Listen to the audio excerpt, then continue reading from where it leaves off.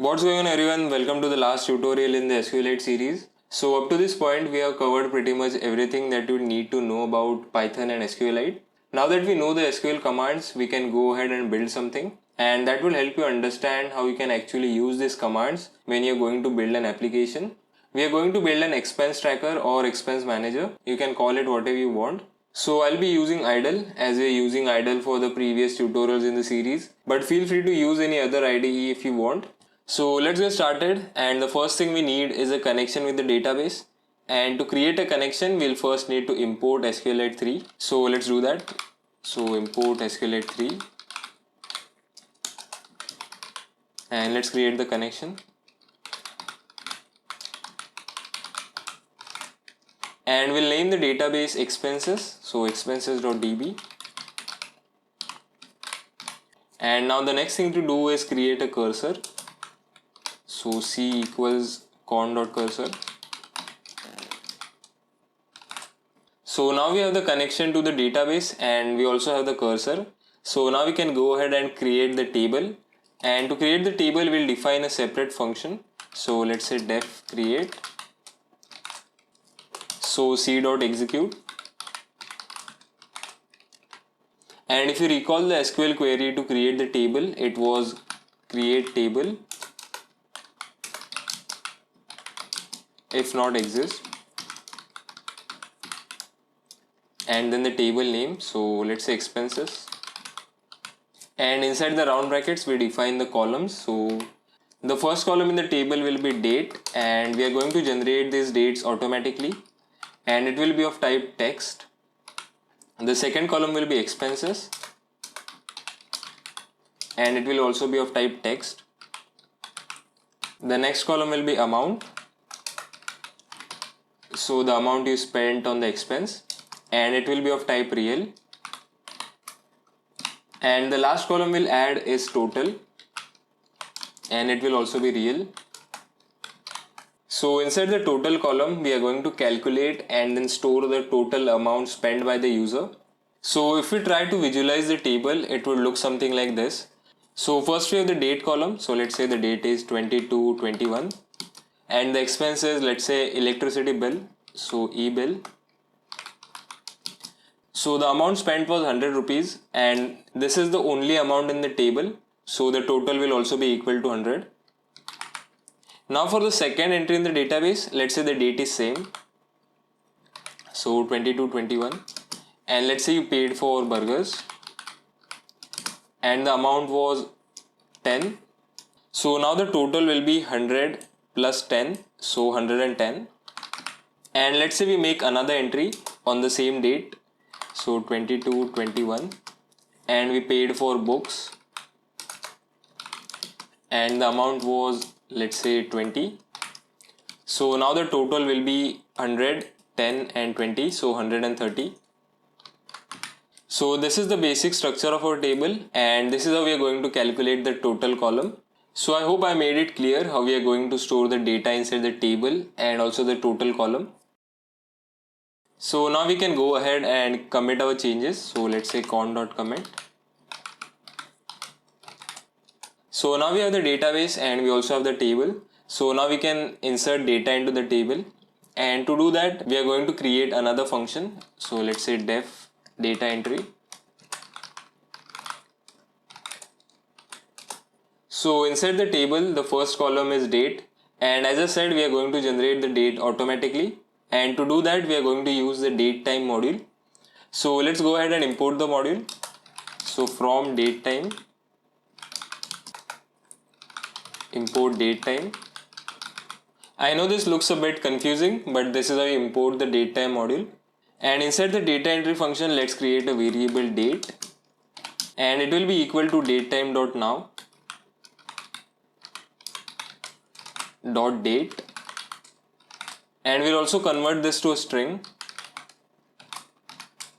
So this is how we are going to generate today's date. Now the next column we have is expense, and we are going to use the input function. So let's say input,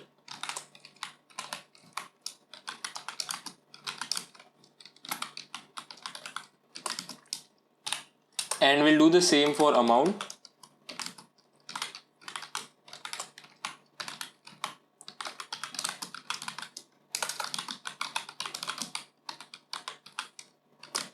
and we'll convert this amount to float. And now for the total column, we are going to need the sum of the total amount, and to do that we are going to use an SQL function. So SQLite has built-in functions to perform processing on string or numeric data. We are only going to use the sum function, but there are other functions like count, max, min, which is just minimum, avg, which is just short for average, and there are two string functions, lower and upper.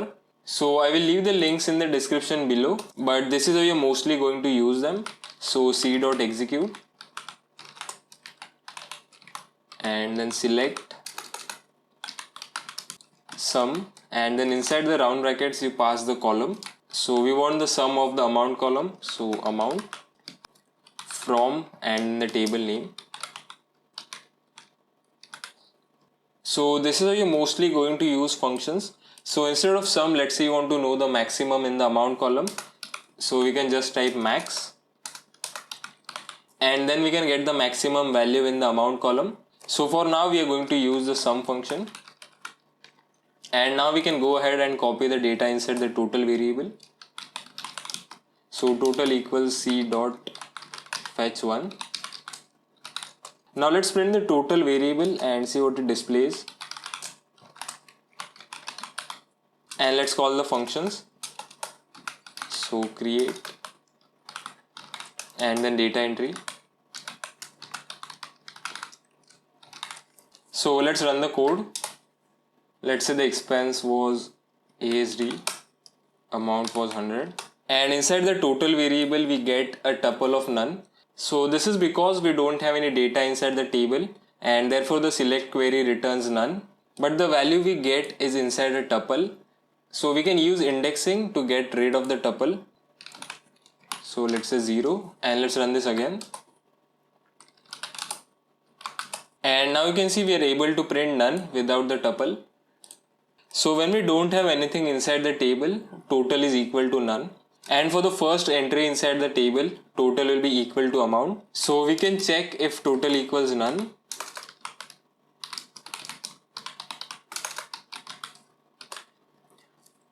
And if total equals none, total will be equal to amount. So just so that you can understand better, let's say the user enters the amount as 100 for the first time, then the total will also be equal to 100. And for the second entry, let's say the user enters the amount as 10, then the total will be equal to 110. For the first entry, total is equal to amount, and for the second entry, we are going to add total and the amount. So inside the else condition, we can just add total plus E equals amount.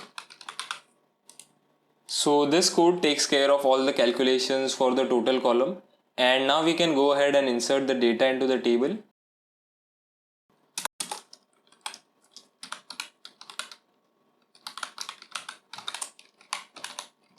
So insert into and then the table name, so expenses and values,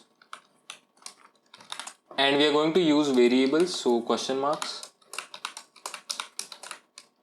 and after the string we can pass the variables. So the first variable we need is date, the second is the expense variable, the third variable is amount, and then the total variable. And now we need to save the changes, so con.commit. And now the data entry function will be able to take care of all the data that is required to insert into the table. But before we run this code, let's also create a function to view the data. So let's say def view data and c.execute.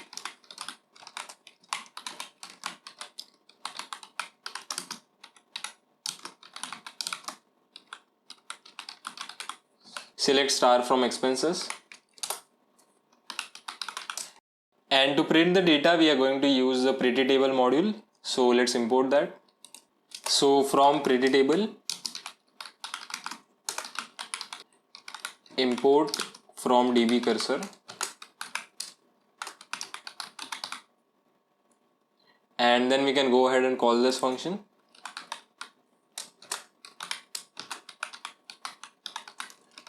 and pass the cursor, and we'll also call the function, and let's run the code.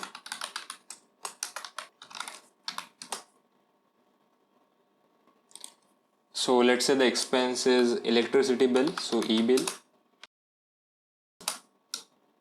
So you can see it does work, but the program stops after entering a single expense. So to solve this, we can use a loop, and for the loop we are going to use a while loop.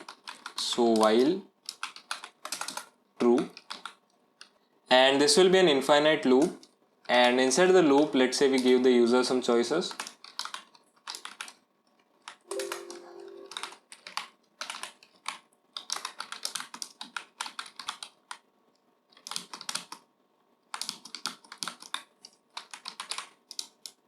And let's say the first choice is to add expense,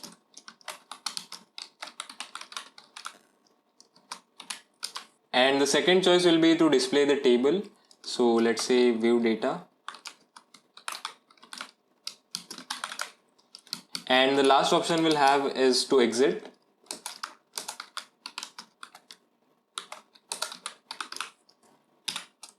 And we'll also convert this to an int, and then we can just use the if conditions to check for the input. So if input equals 1, the user wants to add the data, so we can call our function data entry. And if input equals 2, the user wants to view the data, so we can call the function view data. And if the input is 3, the user wants to exit, so we can use break, and this will stop the loop. So now we can go ahead and run this, and let's say I want to add the data, and the expense is burgers. So we were able to add the expense, and it also calculated the total. So now let's go ahead and exit from the loop. So let's say 3, and now you can see the program stopped. So we'll take the input on the new line, so just that it looks better, and let's say input. So let's run the code again. So let's say we just view the data, and now we can go ahead and exit. So this looks better. So now we are able to insert the data, and we are also able to display that data. But let's say you also want the ability to delete expense from the table. So let's create a function for that. So let's say def delete data. To delete the expense from the table, we are going to ask the user for the row ID. So let's say row ID equals input, and let's say enter the row ID of the expense. And inside the view data function, in the select query, we'll also add the row ID. So now the user will be able to see the row ID and all the data. So now let's say c.execute. Now if you directly try to delete the row, all the data inside the total column will be incorrect, and to solve that we'll need to subtract the amount of that row with the remaining values inside the total column. So let's say select amount from expenses, where row ID equals, and then we'll pass the row ID. Don't forget the comma after row ID, or this will be not considered as a tuple and it will give you an error. So now we have the amount of the row that we are going to delete, and let's use a variable. So let's say temp equals c.fetch1. So now we can go ahead and delete the row. So delete from and the table name, where row ID equals question mark, and then in the tuple we'll pass row ID. So now we deleted the row, and now we need to subtract the amount from all the values remaining inside the total column. So to do that we can use the update query. So let's say update and then the table name and set, and we want to subtract the amount from the total column and then store the data inside the total column again. So total equals total minus, and then we'll pass this amount which is temp. So question mark and then where row ID is greater than the row ID, so question mark, and then we can go ahead and pass the tuple. So the amount to subtract is inside the temp variable, so temp, and then we'll use indexing to get the first element, so temp of 0, and then we'll pass the row ID. So the reason we are using where row ID is greater than the deleted row ID is because we only want to change the total of all the data inside the total column after the deleted row. So I hope this makes sense. So now we can go ahead and commit. So con.commit, and we'll also add another option. So if input equals 3, we'll call the delete function. So delete data, and if input equals 4, we'll exit from the loop, so break. And let's also make changes for the choices. So 3 will be equal to delete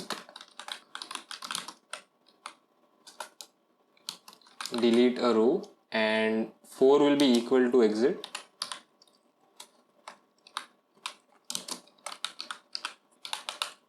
So now we can go ahead and run the code. So let's say we want to add an expense. Let's say recharge.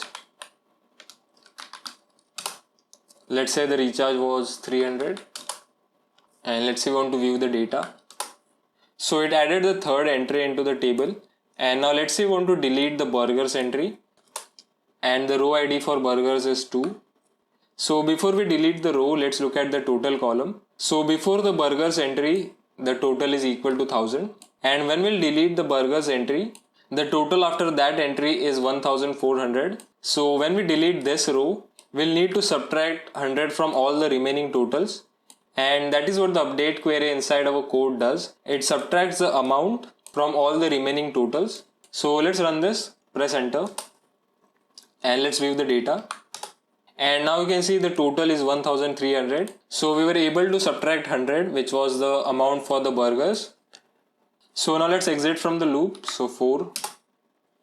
So now that we looked at the table, I hope the update query makes a lot more sense. So I hope I was able to explain it well enough. But if you have any questions, feel free to leave them in the comments and I will be happy to help.